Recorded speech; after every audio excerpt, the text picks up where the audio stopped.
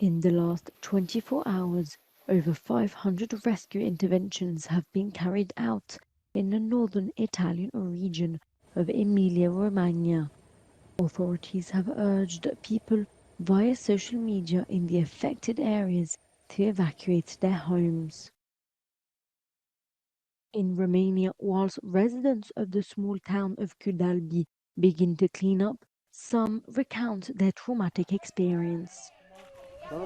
Am fugit în picioarele goale și în cămașa de noapte. Dacă nu eram moartă, am copiii. Dar munca mea,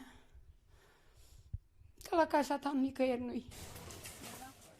In Wrocław, where European Commission President Ursula von der Leyen is to meet Polish Prime Minister Donald Tusk and other heads of government affected by the flooding on Thursday, soldiers and volunteers laid sandbags to protect homes and businesses from swollen rivers. At least 24 people have died in Central and Eastern Europe in storm Boris since last Thursday.